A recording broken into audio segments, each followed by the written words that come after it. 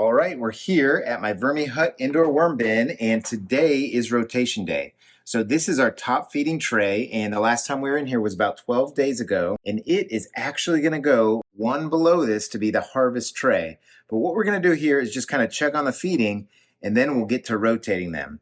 So last time we were in here, we fed a big piece of mango, and we fed a red onion and some lettuce. So let's go ahead and look down in here and see what we can find. And if you remember, we also had a banana leaf that we put in here. So let's kind of check for those things. This looks like a banana stalk. That's there. Over here, I think we got more banana stalk. And this is some kind of peel of some sort. But I'm surprised I'm not running right into that mango leaf. I'm sorry, mango fruit. But here is the banana leaf. They are all over it, especially within the stem part of it, and they are still working it. I don't know if it's because it has kind of a waxy sheen to it. I don't know if you can see that, but it is taking them a little bit longer than I expected. In fact, I'm going to rip it up. Now, we are not going to feed this. In fact, we're not going to check on this again until it's time to harvest somewhere about 60 days from now. So this will be our last look at it, and hopefully by then they will have totally eaten the banana leaf that we have in here, and I don't think that is going to be a problem 60 days later. So I really want to find that mango because there is a seed in it. I didn't take the seed out, and here are some corn cobs. It'll be interesting to see if these disappear after 60 days as well. So when we do that harvest 60 days from now of this tray, we'll go ahead and take out any big pieces that are in there. I think, here we go. This is the mango seed with a little bit of newspaper on it. You can see the fibers really well and the worms kind of in between those fibers. They certainly love mango. It is a very juicy fruit, tropical fruit, but it is very fibrous. So anybody that's had mango, especially some of the flesh near the seed, you'll know that there's fibers right there, and so will your teeth, in between your teeth. All right, let's dig around a little bit more, and we will also kind of fluff it up. And then we'll be ready to transition outside and rotate all these trays. Check this out. This is part of the red onion that I put in here, and just kind of a little worm ball right within there. Check that out right there. Pretty cool. Got all kinds in here. We've got juveniles, babies, we've got some full up worms, and these are red wigglers and blue worms. I figure I have about 6,000 in here at least. So kind of gives you an idea of how much these VermiHuts can hold. Really cool. Really great castings too. All right, enough talking. Let me aerate it and then we will transition outside. All right, lots of great worms in here. I think we have fluffed it up and aerated it pretty well. Just kind of putting some of this stuff down under the bottom so that the worms can continue to go for it. And what we're going to do now is we are going to transition outside and take apart this whole VermiHut.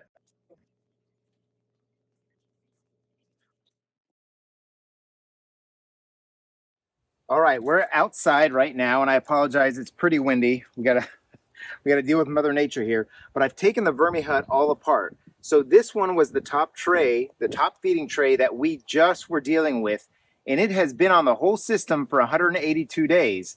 Now, it was the top feeding tray for only 78 days, which is a little bit longer. Typically, I'll go 60 days for a top feeding tray, and it had 6 feedings. The next one down was our pre-harvest tray, and it's the one that's been on the system the longest, 237 days. So this is the one that we're going to harvest today, and actually, I usually will do an agitation method where I agitate the castings and the worms go down into the tray, but this time I'm going to take this whole thing because I need the worms for a special mission. And that is to start a new bin that I got for Christmas. All right, so top, second one down, third one down is the oldest inoculating tray. Now, it originally was put on the system 124 days ago, and all it had in it was dried, shredded cardboard and newspaper. And you can see it really has gotten worked over, and it hasn't even been fed once. Pretty amazing. And then finally, we have our youngest inoculating tray. This is the tray that was on the very bottom, and same thing, it was put with just shredded cardboard and shredded newspaper, and it has been on the system for 65 days. So what I'm going to do now is I'm going to fluff everything up, aerate it out, and then I'm going to put everything back together.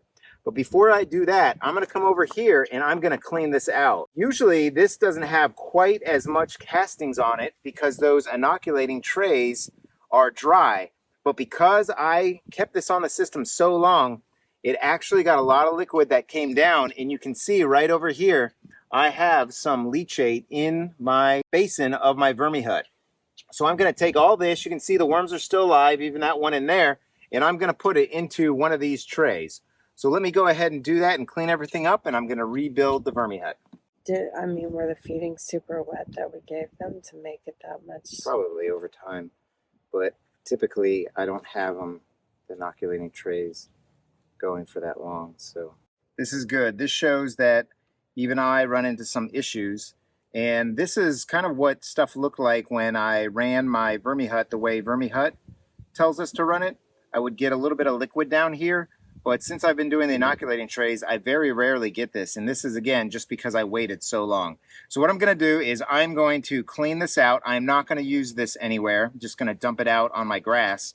I'll clean these off, and I'm going to get set to rebuild this tray.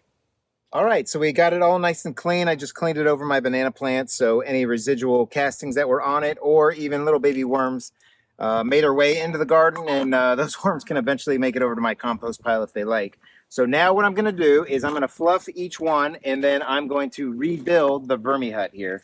So here was the oldest, or the youngest inoculating tray. It is now going to become the only inoculating tray that we have on there, because I'm going to go from 4 to 3 trays. And then eventually I will bring another inoculating tray and put it on the very bottom. So this tray is absolutely amazing because it went in here completely dry, and now it is completely moist and there's worms all throughout it. So this one is ready to go on the bottom. All right, next up is the oldest inoculating tray, and this one is actually going to become our top feeding tray. So I am just going to aerate it and kind of fluff it up here real quick, and then it will eventually go on top. And when it goes on top, we're going to go ahead and go back inside with the VermiHut, and we are going to feed this tray because it is now becoming the top feeding tray. All right, so now what I'm going to do is I am just going to take this top feeding tray that we just looked at while we were inside, and I'm just going to put it right down on top of this bottom tray here because it is now becoming the pre-harvest tray.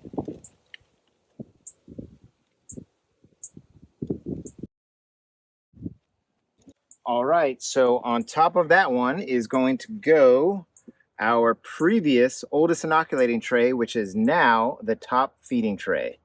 So I am going to go ahead and button this VermiHut up so that we can bring it inside, and then we will go ahead and feed it. Now this tray right here, this is the pre-harvest tray. This is the tray we're going to harvest. I'm going to take all of this and I'm going to put it in the cocoon nursery, and we're going to take the worms that we harvest out of here by baiting, and we are going to use those for our new urban worm bag. All right, so we are back inside, and I took that tray that was the pre-harvest tray that we harvested, and I put all those castings and worms into our cocoon nursery. And oh my gosh, there were probably at least 1,000 worms. Last time we rotated trays, we counted the number of worms that were in that tray's pre-harvest tray, and there were 804. I saw a lot more than that. So things are looking great in that harvest tray. So now let's go ahead and kind of make a space here. And we're going to put down a lot of bedding to get the bulk up, and we're going to put in its first feeding. So again, this is now our new top feeding tray, and it was our oldest inoculating tray. So we've got this hilled up, and let's go ahead and begin our feeding. So the first thing that's going to happen is just a whole lot of bedding.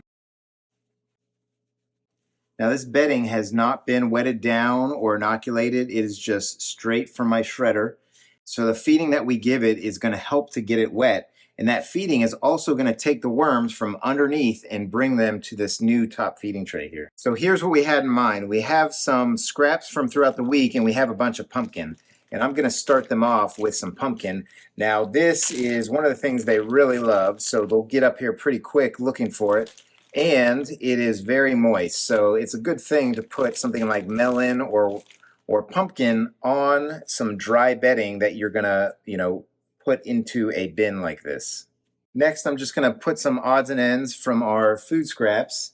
And this is some fast food here. And I'll also put in some slow food like this banana. We'll get that sticker off as the worms eat around it. So more bananas and a little bit more and more stickers.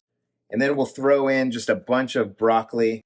And I even have a squash of some sort here that we'll put in, I guess, right about here. All this food was previously frozen, and then I let it thaw out just a little bit. Here's just a few strawberries, and I think this will about do it. Usually I put the food in a trough right here, but I've kind of spread it around because I don't want to concentrate it and get the heat up, but I do want the worms to come up. So I'm just going to go ahead and put on some amendments, and then we're going to bury this in shredded cardboard. So I forgot to refresh my worm chow, but I get whatever's left, and I'm going to make a new batch for them. And then here are the leftovers of the crustacean shells that I ground up, and I put them in my other worm bin. And it was a good tip from Peggy Helbling over at Peggy Helbling's Garden What You've Got. And you know what? I think we're just going to finish it off in here. And then finally, we'll add some of this used coffee and tea grounds, just another food source for them that they seem to enjoy. And at this stage of the game, bulking this up and giving them food is what I'm after. All right, so we're going to top it off with all of this shredded cardboard. And if I need to wet this down, which again, I don't think I will, all I've got to do is add some ice cubes, and those will slowly melt and kind of moisten up this shredded cardboard and the rest of the castings. But what I'm going to do is check on it over the next few days and see how it's doing. I'm not just going to add moisture or ice if I don't need to. And since this VermiHut has a great lid that kind of keeps it real tight around the edges but has holes on the side, the moisture really gets locked in here. And any excess moisture goes all the way down to the basin and for us into those inoculating trays, which right now there's only one on there. This system is 3 trays big right now. Just a little bit more, and I think that will do it. So we did a lot here. Thank you for staying with me this long. We've rotated all our trays. We went from 4 trays to 3 trays. We harvested a tray, and in a couple weeks we'll add a new completely dry inoculating bin and get this thing back up to 4 trays. So I hope you're all doing well. I hope your worm bins are doing well. So happy vermicomposting, everybody. Take care now.